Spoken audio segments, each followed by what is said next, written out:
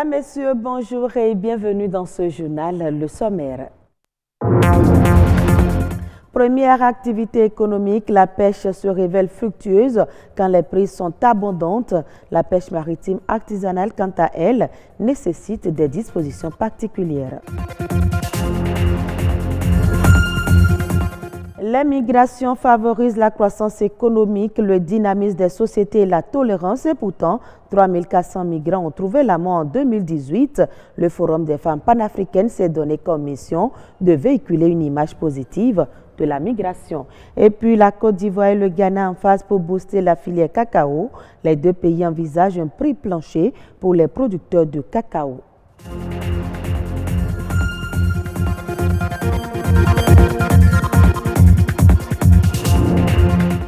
La pêche est une activité pratiquée dans différentes régions du Bénin. Elle s'exerce depuis plusieurs générations mais nécessite des aptitudes essentielles.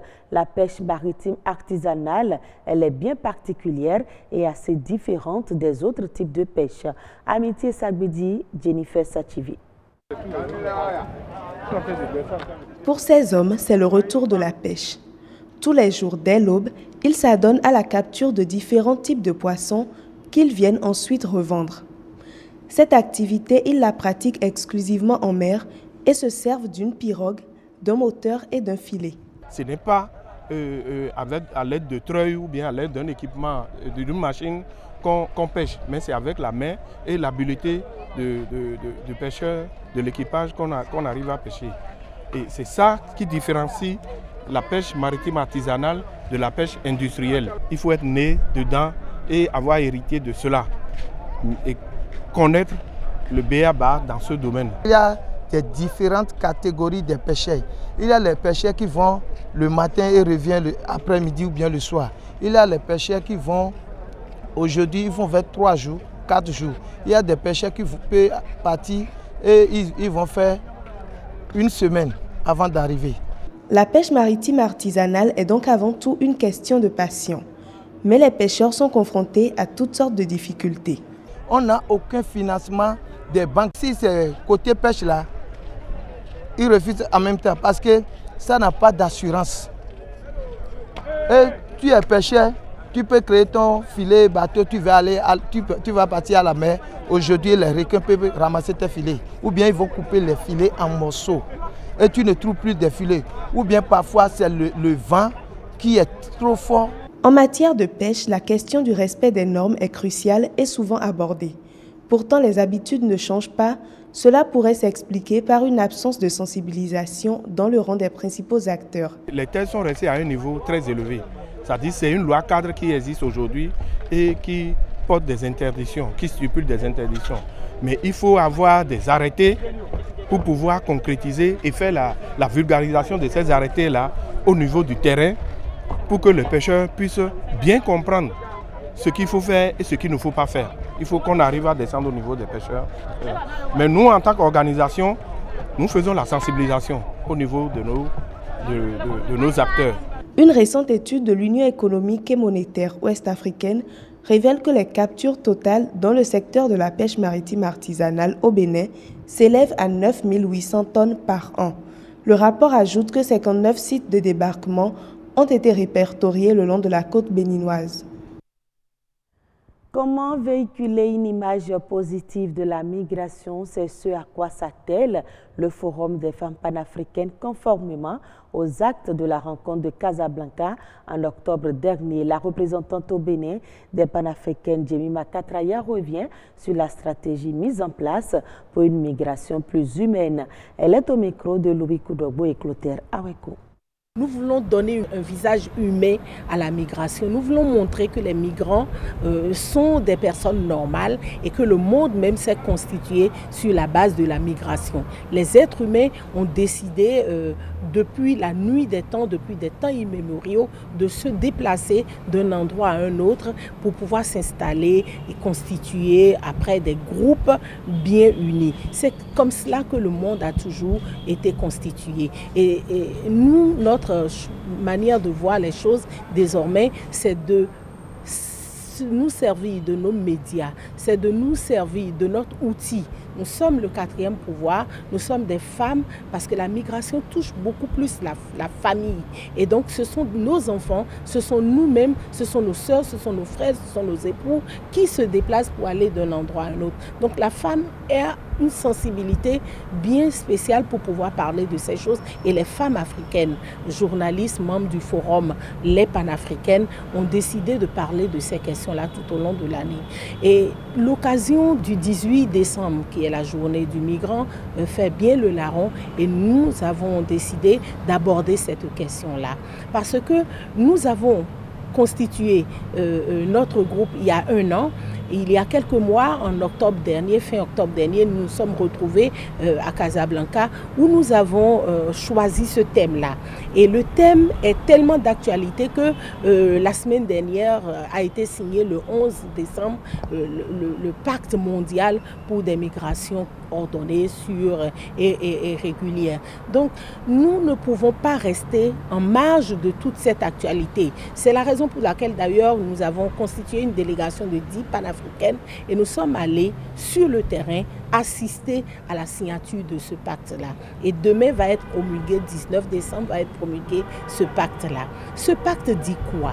Il faut désormais que le migrant soit vraiment considéré comme un être humain à part entière, comme une personne qui a des droits et qu'on arrête de montrer seulement un aspect des choses. Parce que la migration peut être régulière, elle peut être irrégulière, elle peut être volontaire tout comme elle peut être involontaire. On ne voit qu'un aspect de la migration, mais désormais il faut toucher la migration dans sa globalité. Et puis, il y a un point très important. Quand on parle de la dimension économique, des bénéfices de la migration, ces bénéfices ne sont pas seulement pour les pays pourvoyeurs, enfin, les pays d'où sont originaires les migrants. On a comme l'impression qu'ils viennent travailler, ils envoient de l'argent dans leur pays. Non, il n'y a pas que ça. Mais il y a également que c'est un pays qui investit sur la formation des gens qui vont après s'installer dans d'autres pays, qui bénéficient bien de tout leur savoir-faire. Donc nous avons décidé d'aborder les différentes dimensions, les différents aspects de la migration. Et il faut savoir que désormais, nous panafricaines, nous sommes sur le continent, nous sommes un réseau de près de 200 journalistes partout dans les 54 pays du continent et nous abordons ces questions et nous le ferons aussi longtemps que la dimension humaine de la migration ne sera pas respectée. Aussi longtemps que une certaine presse va continuer à véhiculer une certaine image du migrant, nous allons continuer à le faire jusqu'à ce que les mentalités changent. Nous voulons vraiment changer les mentalités, mais nous ne voulons pas faire par un tour de magie. Nous voulons simplement que la parole soit donnée aux personnes concernées, qu'on puisse savoir d'où viennent ces personnes, qu'est-ce qui les motive à se déplacer, pourquoi est-ce que y a des pays qui sont disposés à recevoir et d'autres pas. Pourquoi est-ce qu'il y a des pays qui sont ciblés pour être comme destination? Et quels sont le nombre, quel est le pourcentage? On en parle comme si c'était quelque chose d'énorme. Mais quand vous voyez très bien, il n'y a pas grand monde qui se déplace.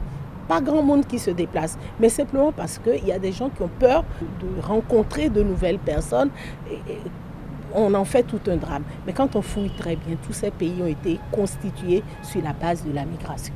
Le Conseil du café cacao et le Conseil ghanéen du cacao vont fixer d'ici à fin janvier 2019 un prix plancher commun pour les producteurs de cacao. Cette annonce fait suite à la rencontre entre les deux parties dans le cadre de l'application du plan relatif à la déclaration d'Abidjan. L'adoption du système de commercialisation de l'un des pays par l'autre est une solution recommandée par l'agence de notation Fitch Ratings pour la réussite de la stratégie d'harmonisation du prix aux producteurs engagés par les deux pays. Reportage. Principal signe de la coopération naissante, la Côte d'Ivoire et le Ghana décident d'un prix en dessous duquel ces deux gros producteurs qui représentent 60% de parts de marché ne vendraient pas à l'international. Les deux pays se sont accordés à définir un prix plancher du cacao qui sera déterminé fin janvier 2019. La Côte d'Ivoire, dans le cadre de cette coopération, a modifié son système de commercialisation pour le faire migrer vers celui du Ghana. Le système ivoirien en vigueur consiste à être sur le marché international tout le long de l'année, alors que le Ghana ne vend que si les cours internationaux sont favorables. Une norme commune sera élaborée dans ce contexte pour assurer la durabilité du cacao. Les pays s'engagent à organiser un forum d'affaires sur le cacao tous les 2 ans, alternativement au Ghana et en Côte d'Ivoire. Une structure organisationnelle chargée de la gestion de l'initiative Cacao Côte d'Ivoire-Ghana a été adoptée. D'autres mesures ont été adoptées pour garantir la qualité de la production. Celles-ci portent sur la promotion de l'agroforesterie, la lutte contre les changements climatiques et surtout contre la maladie du swollen shoot. Les opérations d'arrachage à la frontière entre les 2 pays sont en cours après le lancement de l'opération dos à dos à Pila le 23 août 2018. Plus de 25 000 hectares ont ainsi déjà été arrachés. Au niveau de la consommation du cacao, les 2 pays prévoient de vulgariser le marché local et régional. Axe majeur de cette politique, la promotion d'artisans chocolatiers et des PME-PMI. Quelques nouvelles brèves avant de refermer ce journal. Le Fonds monétaire international accorde un nouveau financement de 2,87 milliards de dollars au Maroc. Ce financement devrait être accordé au titre d'une ligne de précaution et de liquidité de 2 ans. Il vise à offrir une assurance au Royaume d'Afrique du Nord contre les chocs extérieurs. Le nouvel accord devrait également permettre d'appuyer les efforts des autorités pour le renforcement de la résilience de l'économie et pour la promotion d'une croissance plus élevée et plus inclusive. Notons que pour la première année d'exécution du programme, le financement devrait être accordé au pays au titre du nouvel accord. La Banque africaine de développement accorde un prêt de 75 millions de dollars, soit environ 37 milliards de francs CFA, au groupe DAL, un conglomérat soudanais, pour le développement de ses activités dans l'agroalimentaire. D'après l'institution bancaire, cet investissement devrait renforcer l'intégration verticale du groupe dans les chaînes de valeurs agricoles et favoriser l'expansion de ses capacités de transformation et d'emballage. Ce soutien devrait également permettre au groupe d'adopter les nouvelles technologies et diversifier son offre. DAL Group possède, outre l'agriculture, des opérations dans l'énergie, les mines, l'éducation et l'immobilier. Avec près de 5500 employés, le groupe couvre près de 90% du territoire soudanais. Et c'est la fin de ce journal. Je vous retrouve à 19h45 pour le journal du soir. Merci de nous avoir suivis.